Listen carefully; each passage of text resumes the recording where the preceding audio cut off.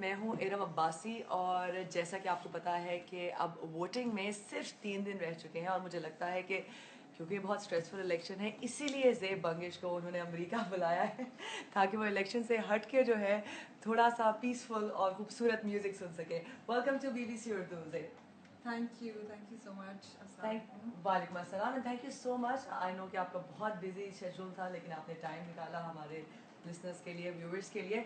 तो पहले तो ये बताइए, क्योंकि कल मैं वहाँ पे मौजूद थी, आप परफॉर्म कर रही थी न्यूयॉर्क सिटी में एंड इट वाज फैंटास्टिक, और जिस तरह का रिस्पांस था, आप क्या कहेंगी? बस यही कहूँगी कि it was an extremely special evening, बिल्कुल, क्योंकि न्यूयॉर्क में हम लोग काफ़ी करते रहे हैं शोज़ वगैरह, लेकिन जोस पब में ये हमारा जो कि एक बहुत बड़ा एक वेन्यू है, अच्छा इस्टेब्लिश्ड वेन्यू है, इस न्यूयॉर्क का पहला कॉन्सर्ट था और बहुत ही एक अच्छा माहौल भी और बहुत अच्छा था। और ये कम ही होता है संदरा के कॉन्सर्ट्स में, क्योंकि ज़्यादातर हम देसी ऑडियंस के सामने ये गाने नहीं गा पाते। तो मुझे जो बहुत खूबसूरत चीज़ लगी थी कि वहाँ पे एक इक्वल वो था ऑडियंस में, जो कि हाफ बहुत मल्टी कल्चरल था, देसी भी थे, पर्शियन स्पीकर्स भी थे और फिर यहाँ के जो मकामी लोग हैं वो भी थे।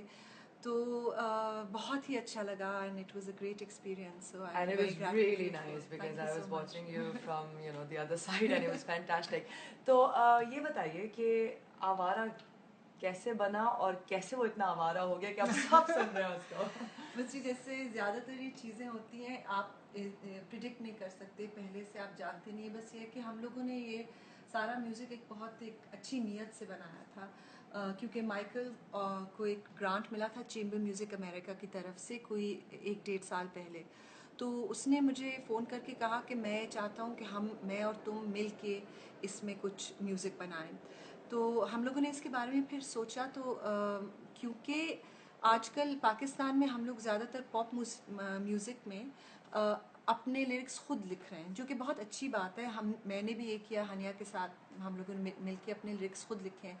लेकिन पिछले कुछ 3-4 सालों से मैं ये सोच रही थी कि जो इतने अच्छे हमारे शायर गुजर चुके हैं और जो हैं भी अभी मौजूद हैं उर्दू शायरी, उसको हम लोग अपनी पॉप मौसीकी में और आजकल हम लोग यूथ उसको क्यों नहीं फिर से एक्सेस कर रहे, जो कि पूरी दुनिया में इतना मशहूर है। तो उससे फिर ये एक रेpertoire हमने ढूंढा, और आवारा ये ऐसी गज़ल है जो कि हमेशा से मेरी फेवरेट रही है। तो वो बना और हमने इसकी एक 5 मिनट में लिटरली भागते भागते हम बाहर निकल रहे थे, प्रैट इंस्टीट्यूट में हमारा एक वो था वो, और उसे कट करने से पहले मैं जो जल्दी से एक वीडियो बनाई और फिर लोगों को बहुत पसंद आया। तो प्लीज़ हम रिक्वेस्ट कर सकते हैं कि हमें थोड़ा सा जल्दी से सुना भी दें आप? एक आपको वो अंतरा। हाँ अंतरा मिश्रा। मिस्र। रास्ते में रुक के दम ले लूं, मेरी आदत नहीं लौट कर वापस चला जाऊं, मेरी फितरत नहीं। और कोई हमनवा मिल जाए, किस्मत नहीं। ए गमे दिल क्या करूं, ए वहशते दिल क्या करूं। वाह, थैंक यू सो मच। आपको नहीं लगता कि एक ये वजह, जैसे कि आपने कहा कि पॉप म्यूज़िक ज़्यादा गाया जाता है, उसकी वजह ये भी है कि ये गाना काफ़ी मुश्किल है जिस तरह से आप गाती हैं? Don't you think so? I suppose, हाँ जी, आई मीन वो तो आपके अपने स्टाइल का है। मतलब मैं क्योंकि हमारी ट्रेडिशनल म्यूज़िक को सीख रही हूँ, तो शायद इसलिए मैं वो चीज़ें अपनी गायकी में ला रही हूँ। लेकिन जिस भी तरीके से आप इसको एक्सप्रेस करना चाहते हैं, जो भी आपका लेवल ऑफ प्रोफिशेंसी है एज अ सिंगर, लेकिन मतलब जो अल्फाज हैं उनके साथ जो इतनी खूबसूरत एक हमारी कौमी ज़बान है और इसका इतना खूबसूरत एक एक्सप्रेशन है, तो वो आई थिंक हमें छोड़ना नहीं चाहिए। मैं खुद, क्योंकि मैं पश्तो भी बोलती हूँ और पंजाब में भी पली बड़ी हूँ, तो पंजाबी से भी मेरा बहुत लगाव। तो मैं मकामी लैंग्वेजेस को बहुत इम्पोर्टेंस बिल्कुल देती हूँ, लेकिन उसके साथ साथ मुझे लगता है कि उर्दू एक ऐसी ज़बान है जो कि हम सब समझ सकते हैं, हम सब को वो एक सिर्फ पाकिस्तान में नहीं, पूरे साउथ एशिया में हमारे लिए एक लिंगुआ फ्रैंका है। तो और एक इतनी खूबसूरत उसकी एक्सप्रेशन है, उसको छोड़ना नहीं चाहिए। और इतना रिच लिटरेचर है जिसको आप बिल्कुल। पढ़ें या सुने तो बहुत अच्छा लगता है। तो मुझे ये बताइए कि कभी किसी ने ये नहीं कहा कि न्यूयॉर्क में गोरों को आप अपनी ज़बान सुनाकर उनको कैसे समझ आएगा? जवाब से पहले मैं आपको ये बताते चलूँ कि अगर आप कोई सवाल ज़ेब से पूछना चाहते हैं तो ये आपके पास मौका है। लाइव फेसबुक पर हम इस वक्त आपके साथ मौजूद हैं, अपने सवाल भेजिए तो वो हम ज़ेब से पूछेंगे। तो गोरों को कैसे समझाती हैं उर्दू? गुरु को मैं नहीं समझाती हूँ उर्दू। और दूसरी बात ये कि क्योंकि मैंने कॉलेज भी यहीं पे किया, अपना ग्रेजुएशन मैंने यहाँ पे वेस्टर्न मैसाचुसेट्स में की, माउंट होलियर कॉलेज से।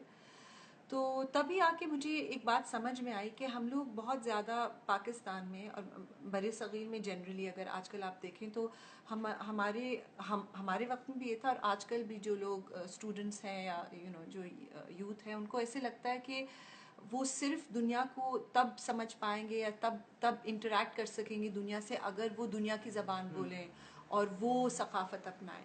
लेकिन ऐसा नहीं है, क्योंकि सब लोग जिस तरह हम नई चीज़ से और एक अनदेखी चीज़ से, अनसुनी चीज़ को के साथ इंटरेक्ट करके खुश होते हैं, तो ये लोग भी होते हैं।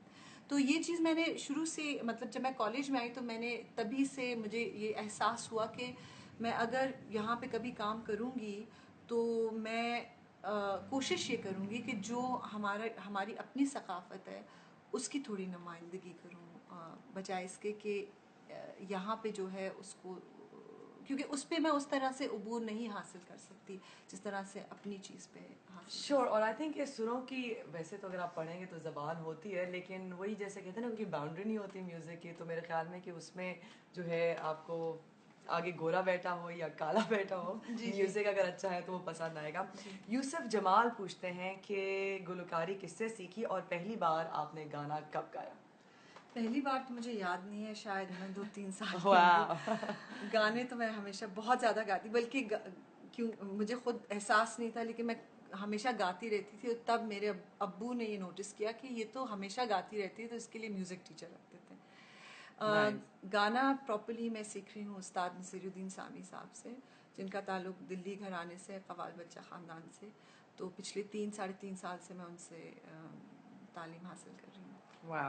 ये बताइए कि शुमाइला साजिद का सवाल है कि एक तो वो कह रही हैं कि आप उनकी पसंदीदा गुलकार हैं, और वो ये पूछना चाह रही हैं कि वो फ़ारसी के गाने सुनना चाहती हैं, आप फ़ारसी में गाती क्यों नहीं हैं, और दरमियान में गाती हैं और फिर दरमियान में कहाँ गायब हो जाती हैं? जी, बहुत से लोग ये सवाल पूछते हैं। एक्चुअली क्योंकि मैं 3 मुख्तलिफ़ जगहों में काम करती हूँ और मुश्किल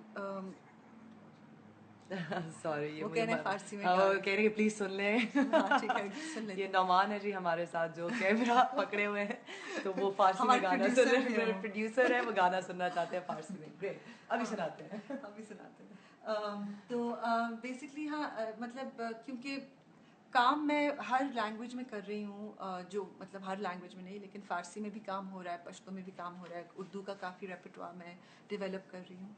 लेकिन ये है कि हाँ, मैं क्योंकि काफ़ी ट्रैवलिंग रहती है बहुत, एक शहर से दूसरे शहर, तो मुझे ये मौका नहीं मिला कि वो सारी चीज़ें जो मैंने अभी तक इकट्ठी की हैं उनको एक एक लोगों के सामने सही तरीके से पेश करूं। इंशाल्लाह अब मेरा यही प्लान है कि अगले 2-3 माह में मैं ऐसा कुछ करूं।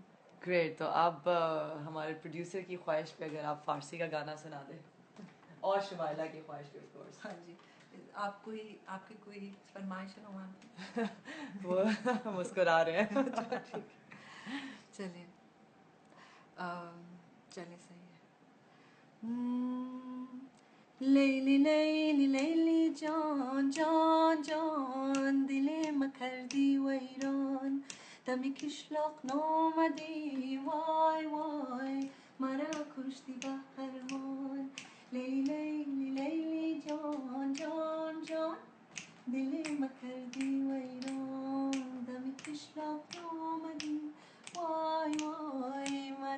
कश्ती का हर मोड़। Thank you so much. और धड़ाधड़ सवाल आए जा रहे हैं। सुल्तान अकबर का सवाल है कि आपका अपना पसंदीदा गाना कौन सा है जो खुद ही गाया हो और बेहद पसंद हो? ये एक बहुत मुश्किल सवाल है, क्योंकि ऐसा सवाल है जैसे आप किसी आपको अपने बच्चों में से बच्चों कौन में सा से बच्चा कौन- सबसे ज्यादा पसंद है? कौन कौन आपका सबसे अच्छा बच्चा? मुझे तो सब हर एक गाना बहुत ही मेरे लिए स्पेशल है। कभी कभी बल्कि ऐसे होता है कि जो गाने लोगों को इतने पसंद नहीं आते वो आपके लिए कुछ ज़्यादा ही मानी रखना शुरू कर देते हैं, क्योंकि वो और किसी को नहीं पसंद आते। ऐसे बीमार बच्चा होता है। तो मुझे तो गाने सारे पसंद है, लेकिन हाँ, जो गाने शायद लोगों को इतने नहीं पसंद आते उनको फिर मैं बार बार सुनती रहती हूँ।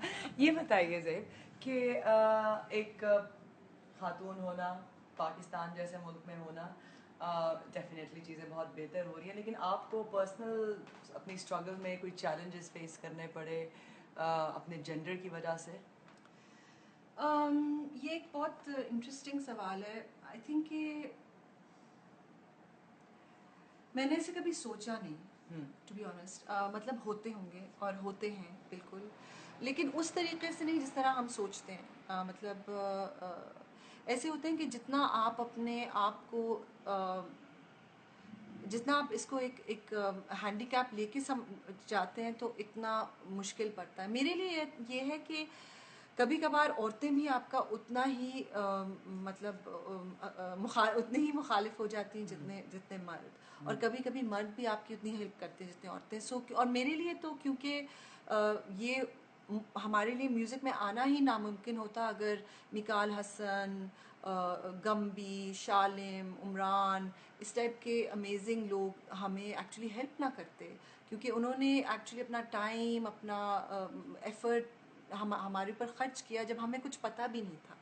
फिर उसके बाद रुहेल हयात ने बड़ा हमें हेल्प किया। तो ये ज़्यादातर ये मर्द ही हैं जिन्होंने हमें हेल्प किया। हाँ, लेकिन सिस्टम में कुछ चीज़ें ऐसी हैं जो कि औरतों को आगे नहीं आने देती, क्योंकि हम औरतों को जनरली सिस्टम में ऐसे नहीं देखते हैं, लीडरशिप के उस पर नहीं देखते हैं। जैसे मैं और हानिया हमेशा से सिंगर सॉन्ग राइटर्स थे, लेकिन हम जब कभी किसी भी टीवी प्रोग्राम पे भी जाते थे तो वो हमसे कहते थे, अच्छा आप भी सिंगर हैं, आप सिंगर। मतलब वो लोग अपना होमवर्क तक नहीं करते थे कि उन्हें ये पता हो कि इन दो लड़कियों में क्या ख़ास बात है, या ये क्या करती हैं, या ये किस तरह मुख्तलिफ है बाकी लड़कियों। उनके लिए हर लड़की जो गाती है वो एक सिंगर है। हालांकि हम लोगों ने अपने एल्बम के सारे गाने खुद लिखे थे, खुद कंपोज किए थे। सो इस तरह से मुझे लगता है कि अभी तक पूरी जो मेंटालिटी है ना, वो औरतों को एंटरटेनमेंट में सिर्फ एक तरीके से देखती है, और उसमें मर्द हो या औरत, उससे इतना फ़र्क नहीं पड़ता। तो you have to kind of really push against all of that. Right. मुझे रूमी जमाल आपसे पूछना चाह रहे हैं कि आप ज़्यादा दरी में गाने क्यों गाती हैं, पश्तो में क्यों नहीं? हाँ, ये बहुत से लोग मेरे से सवाल और मेरे ख्याल काफ़ी नाराज़ हैं। दरी में गा रही हैं, पश्तो में क्यों नहीं गा रही है? इसका एक तो ये कि क्योंकि मेरी नानी जिनके साथ मैं बहुत ज़्यादा मैं क्लोज थी हमेशा से, तो उनको ये दरी के गाने और ये अफ़गानी ये जो लूगर ट्रेडिशन है के गाने बहुत पसंद थे। तो शायद उनके साथ साथ एक नॉस्टैल्जिया भी था उन गानों के साथ और उस एक्सप्रेशन के साथ। लेकिन इसी साल में मैंने बहुत पश्तो गानों पे भी काम किया, और बल्कि एक पश्तो एल्बम आने वाला है, और दिलरुबा नाराज़ी जो कि एक पश्तो गाना था मेरा भी आया कोक स्टूडियो में। उसकी अमेजिंग रिस्पांस के बाद तो I am definitely doing this. और बहुत से लोग नाराज़ हैं, लेकिन प्लीज़ आप नाराज़ ना हो, इंशाल्लाह। वंडरफुल। मजीद पश्तो के गाने आने वाले हैं। जुनेद पूछना चाह रहे हैं आपसे कि पश्तो म्यूज़िक इंडस्ट्री के बारे में क्या कहेंगे, क्या वो जवाल का शिकार हो रही है?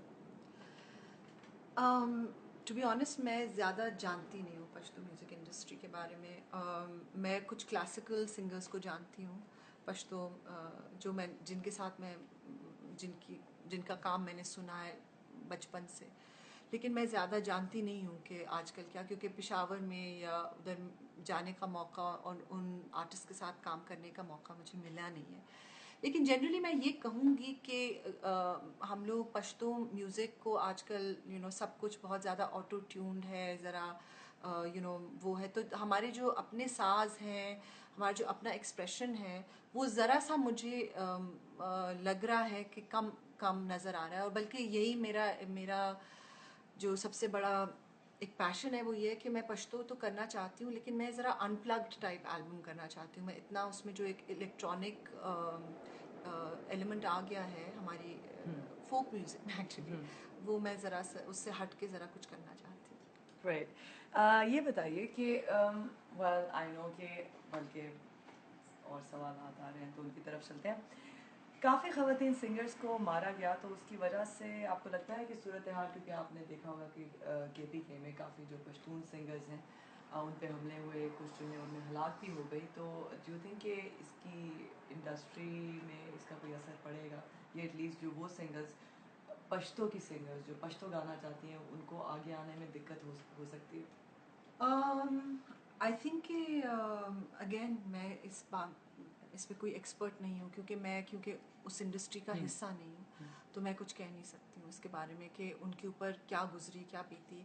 और यही बात है कि बहुत से लोग हमें हमेशा कहते थे कि आप तो बहुत बड़ा काम कर रही हैं, कि आप पश्तून वुमेन के, लेकिन एक्चुअली वो लोग ज़्यादा बड़ा काम कर रहे हैं। हम लोग क्योंकि पेशावर में रहते नहीं हैं, तो मुझे नहीं पता कि वहाँ पे क्या हो रहा है। लेकिन एक और बात मैं कहना चाहूँगी कि हर चीज़ को इस तरह से फ्रेम करना भी गलत है, क्योंकि एक इनमें से हर एक death was not linked to what we like to say that it was linked to. तो ये चीज़ें होती रहती हैं, अमेरिका में भी होती हैं, lots of कभी कोई फ़ैन आपको वो करता है, ये तो किस्मत की भी बात होती है, ये मेरा ईमान है। तो मैं बेसिकली इन चीज़ों के बारे में इतना सोचती नहीं हूँ। मैं ज़्यादा, आप बेवकूफ़ी कहते हैं या जो भी कहते हैं, लेकिन मैं मनफी सोचना पसंद नहीं करती। ग्रेट, ये बताइए कि वैसे तो ज़ाहिर बात है आप बिज़ी होती है और आपको टाइम बिल्कुल नहीं मिला होगा कि डोनाल्ड ट्रंप और हिलरी क्लिंटन के दरमियान क्या हो रहा है, आई कैन इमेजिन दैट। लेकिन अगर आप वोट कर रही होती तो दोनों में से किसको वोट करती? मैं तो कभी भी वोट नहीं करती। Actually, I don't know anything about politics. Okay. And unfortunately, ना सिर्फ and this is a thing, मैंने ये बहुत consciously ये डिसीजन लिया एज अ क्रिएटिव आर्टिस्ट, क्योंकि हमारा जो काम है वो है एक कनेक्शन ढूंढना। और जितना आप सियासत में पढ़ते हैं और जितना आप इस किस्म की चीज़ों के बारे में सोचते हैं, तो उतना आप दुनिया से और लोगों से हट जाते हैं। आप एक फासला पैदा होता है, तो उससे आपके काम में बहुत कमी आती है। मतलब मैं मौसीकी के बारे में बात कर सकती हूँ और कल्चर के बारे में बात कर सकती हूँ, लेकिन न्यूज़पेपर तो मैं पाकिस्तान में भी नहीं पढ़ती हूँ। ये बताइए, फिर मौसीकी की बात करते हैं कि क्या फिल्मों की मौसीकी देने की जानिब अब ज़्यादा तवज्जो देंगी गुलकारी के अलावा, किस तरह से यह बैलेंस रखेंगी? मैं गुलकारी तो मेरा सबसे पहला और अहम वो है, किरदार है, मुझे लगता है एज अ क्रिएटिव आर्टिस्ट। लेकिन हाँ, मुझे काफ़ी ज़्यादा अपॉर्चुनिटीज़ मिल रही हैं ये काम करने के लिए। तो ये है कि इससे इंसान बहुत कुछ सीखता है, आपके कान बहुत बढ़ते हैं, आपका ओवरऑल म्यूज़िकल अंडरस्टैंडिंग बहुत बढ़ती है। और सबसे बड़ी बात यह कि जो कम्युनिटी है म्यूजिशियंस की, उनके साथ एक बहुत अच्छा रब्त बन जाता है। तो इस वजह से मुझे इस काम में भी बहुत मज़ा आता है। तो दोनों करूँगी। ग्रेट। और इमाद पूछना चाह रहे हैं कि आप ओरिजिनली कहाँ से हैं? ओरिजिनली मेरी जो फैमिली है, हम कोहाट से, कोहाट ख़ास से।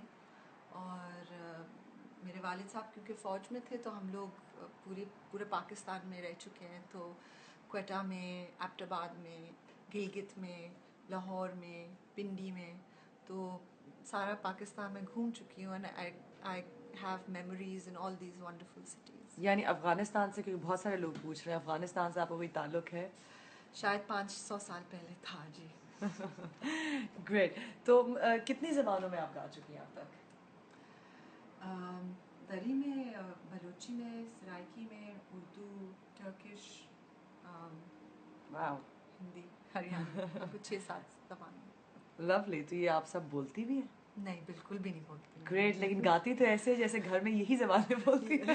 जी बिल्कुल, काफ़ी बड़ा झूठ है जो दुनिया से बोलती। मुझे ये बताइए, बल्कि जाने से पहले प्लीज़ हमारे जो सोशल मीडिया एडिटर है ताहिर इमरान, कराची में उनसे आपकी मुलाकात हुई थी, और जी। वो जो है इस फेसबुक लाइव को ख़त्म नहीं हो सकता जब तक आप प्लीज़ अगर हमें जो है सनम बीबी बीवी सनम। सनम जाना सुना दें प्लीज़। अच्छा ठीक है।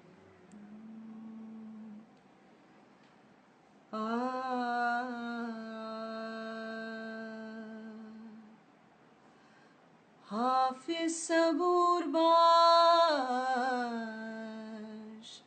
आश, हाफिज सबूर बाश, हाफिज सबूर बाश के दर राहे आशिकी, हर कस की जान दात, हर कस की जान दात, बजानान मेरा sir.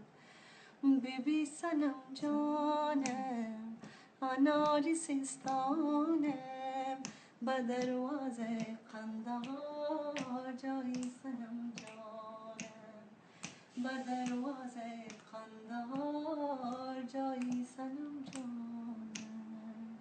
Thank you so much, thanks lot for being with us. अब तक के लिए इतना ही, फिर मिलेंगे आपसे कल।